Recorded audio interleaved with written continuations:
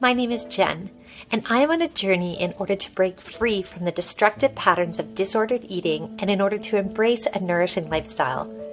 My roadmap can be described using an acronym of the word Nourisher.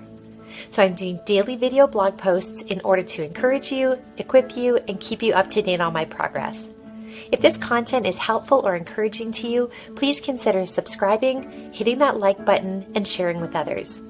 It is my deep desire that these videos would help to ignite nourishing transformations in us all. Hey everybody, thank you so much for checking in. I am on the run, just about to go and do some errands, but I wanted to stop and check in with you today. I'm a mom, and maybe some of you are also mothers, and I don't know if you had the same encouragement. I had the immense joy of birthing with a midwife, and so I learned so many things about natural childbirth and the unbelievable way that our bodies were designed to give birth, blah, blah, blah. Anyway, all to say that during childbirth, my midwife would encourage me to make really deep sounds that like expressed kind of what was happening inside of me. I remember them telling me that before giving birth, and then it made a lot more sense why they were suggesting that when I was actually in the middle of labor. But I feel like that right now. Like if I was going to let out the sound that my heart is feeling right now, it would just be like just deep, like somebody just like kicked me in the gut, because it's just kind of how I'm feeling at the moment. So that's maybe my notice my emotions. I just feel like discouraged, just kind of, yeah, can I just do charades for my Nourisher Check In today? And you can add the words to it. It's just kind of, that's how I'm feeling today. And opening up to others again today, kind of had one of those really challenging opening up to other times that, yeah, it's hard to not feel seen or known or heard or held or soothed. And recognizing, just trying to sort through what of that is just the nature of the relationship that I'm in, what of that am I causing by my complexities that I bring into the relationship, and what are some just, lack of capacity or just unique wiring of the other person that I need to just embrace and love. So, yeah. So, and then I had another conversation that was very, very helpful and encouraging. Understand the cycle. So after kind of feeling like, by one of these challenging, draining conversations today, I noticed, it was kind of snack time, but my propensity was to want to go to the sugar-free chocolate chips or something that had more stimulus. And a loved one recently pointed out how they see that I look for that stimulus in food, even if it's healthy food. So I just really want to notice that connection and wonder, how can I nourish better instead? Drink more water, have a healthier. There was one time today where I just wanted snack food. And so I thought, okay, so I'm going to listen to my body in that it's hungry and it's wanting food.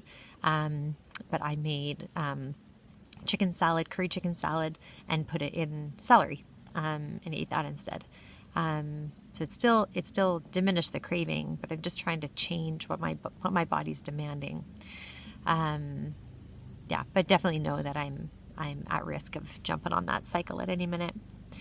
Rewiring my brain. It has been a taxing day, and I have not done much to rewire my brain today, and I really need to maybe tonight just spend some time in appreciation. I have to get to that. Yesterday I had a beautiful walk, and again, it was, just a challenging day. And the biggest probably thing that I did for rewiring my brain was I had a therapeutic conversation with my counselor yesterday. That was very, very helpful. I'm very good at processing.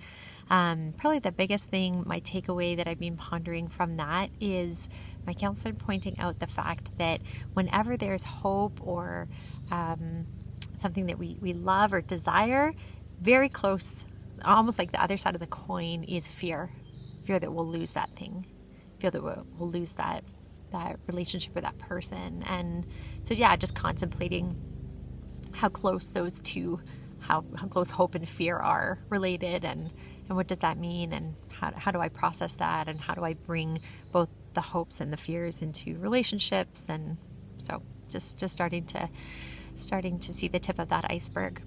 Insulin-friendly eating I already talked about a little bit. So I'm in birthday zone. Like, we got a birthday in the family this week, and birthdays always have to be really intentional for me in terms of eating, because there's lots of foods that would be typical binge foods for me around typically. And I don't want to be the type of a person that demands, if I need to be, of course, it's always good to get rid of trigger foods. But I want people who can eat healthily to be able to eat with freedom, if I can handle that. So I just need to be very proactive about making sure that there's yummy and healthy alternatives for me to be enjoying at the party too. So stay tuned for that. And sleep was really, like, the last couple of nights I haven't even been disrupted in the middle of the night at all. Waking up naturally early, so that's been really good. And really, that's been like one of the phrases of the week is, that quote about the best bridge between despair and hope is a good night's sleep. So really hanging on to that. Sorry, there's somebody flying overhead, but I hope you can still hear me. Hydration was fine yesterday. I've been horrible at it so far today, so I just grabbed my water bottle, and I'll be taking that with me for my errands for the rest of the day. Exercise, I mentioned yesterday, we had a great long walk. I'm really noticing just better stamina and endurance and enjoyment as I'm walking.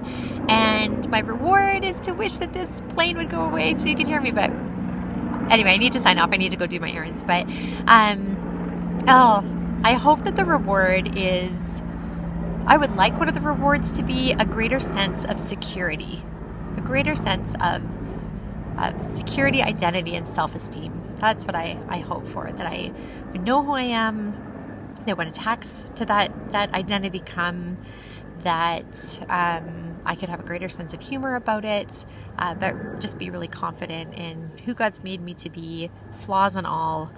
So much, I think, of my journey through insecurity is having such a hard time then accepting feedback and criticism, and unless it's done in an incredibly gentle way and somebody right there beside me to kind of hold me through that process. But I want to be able to deal with that from a more secure standpoint. So that is definitely a long-term reward for this in this process. So thank you so much for checking in, and I hope you are having a great day. And now that the plane is gone, I will look forward to checking in with you again tomorrow. Bye for now.